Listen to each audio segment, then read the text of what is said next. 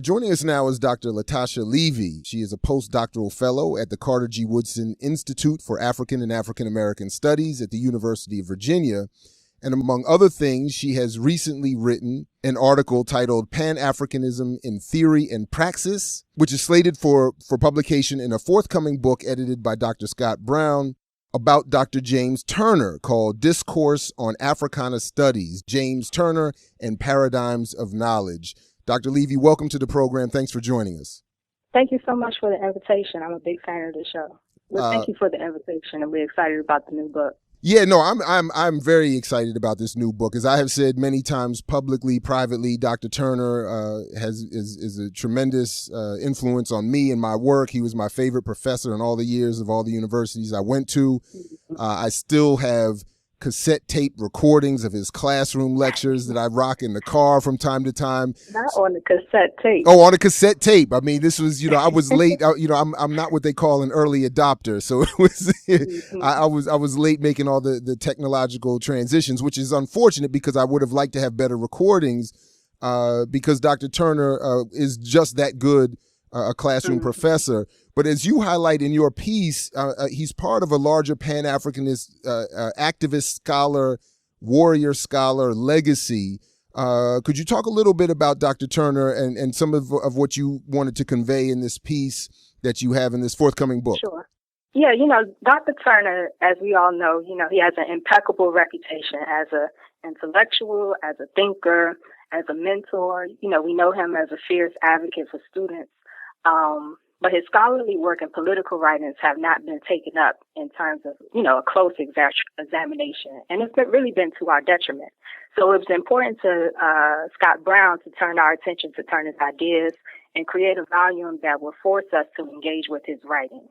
In particular, Pan-Africanism, Dr. Turner wrote a lot of these articles during a time where he and others referred to as the Second Black Renaissance, between 1965 and 1975.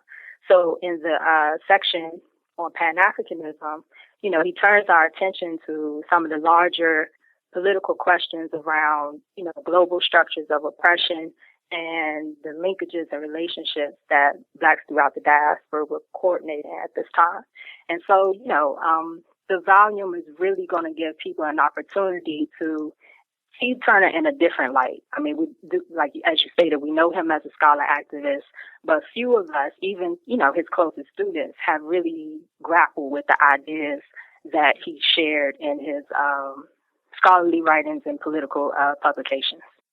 By the way, I mean, since you sort of just mentioned it there, this book is coming together as something that is very much sort of I don't know, an academic family project and sort of in a close relationship with Dr. Turner. I mean, right. Dr. Brown worked with Professor Turner at the Africana Studies Research Center, was a student there. You're involved in the project, and we're also a student at the Africana Center and work with Dr. Turner. It's being published on a press, Diasporic Africa Press, which was founded by another former Africana Studies and Research Center grad, Dr. Kwesi Konadu, and others are involved that we can also mention in just a moment. I did want to just make that point or bring that up as something that is coming across so far, and I think that makes this project that much more exciting. Yeah, it's definitely a love affair. I mean, we all wanted to be a part of the project and was really excited about the idea because of the many ways that Turner has helped to shape, our own consciousness and politics.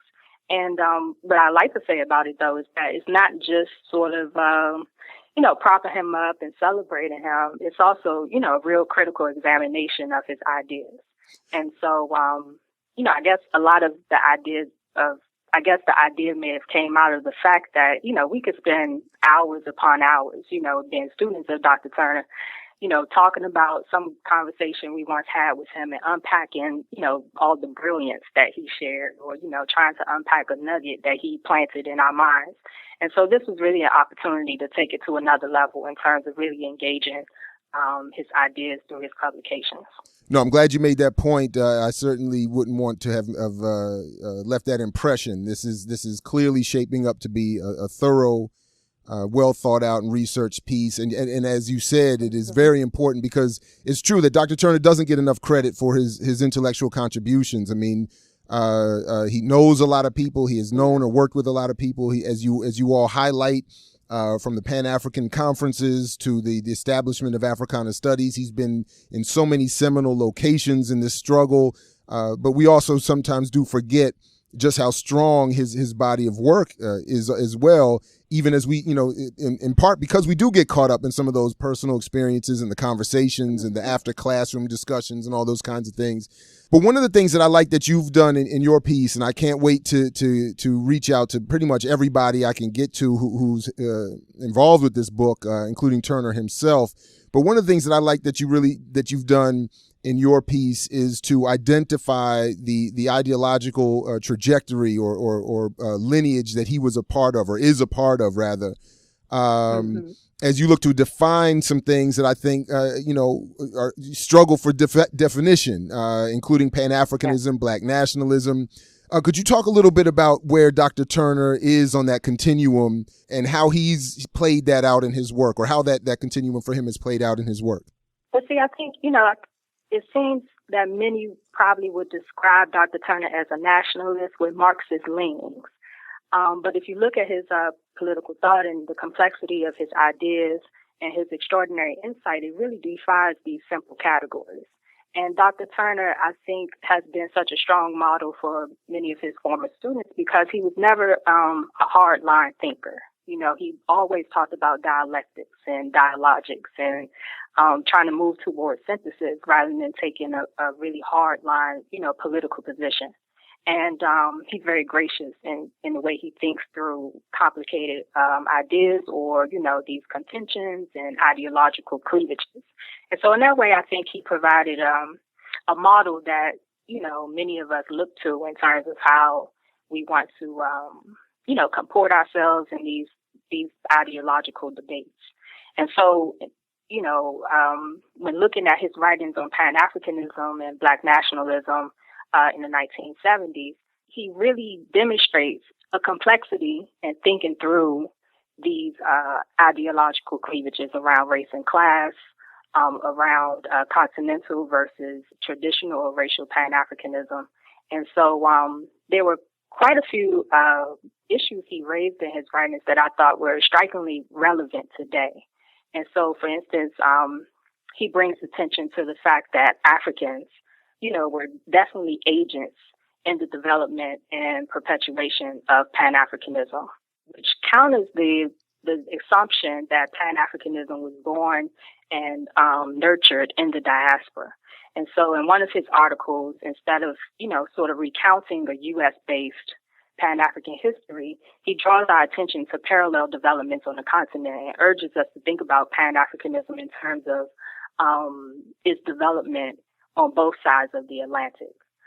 Another example would be bringing attention to the central role that Malcolm X played in developing and nurturing Pan-African consciousness in the 1970s. And if you look at the scholarship on Pan-Africanism, there might be some mention of Malcolm X, but no one has really taken that up. And so he urged, in the 1970s that Malcolm X needs to be brought to our attention in terms of, really marking a critical moment and bringing or restoring sort of an international consciousness. People like Winston Grady Willis kind of talks about the impact that Malcolm X had, for instance, on SNCC and its international consciousness.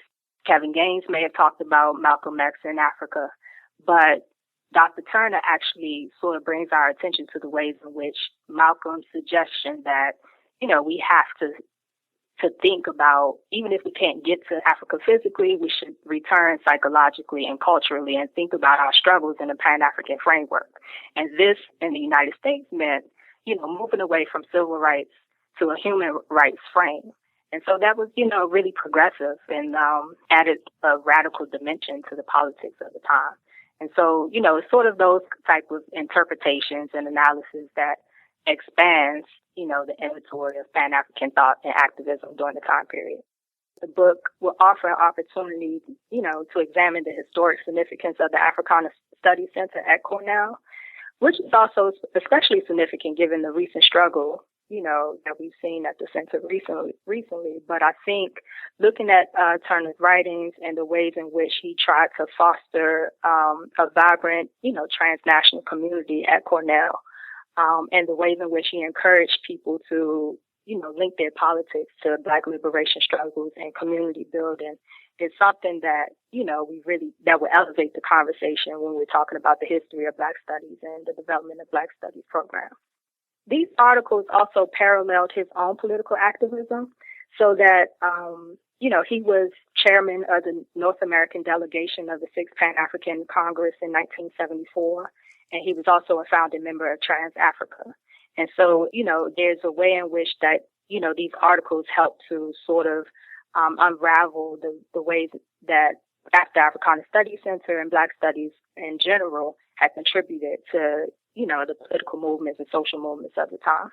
Dr. LaTasha Levy, thank you very much again for joining us. Her article is Pan-Africanism in Theory and Praxis in the forthcoming book edited by Dr. Scott Brown, Discourse on Africana Studies, James Turner, and Paradigms of Knowledge. Again, Dr. Levy, thank you very much for joining us. Thank you.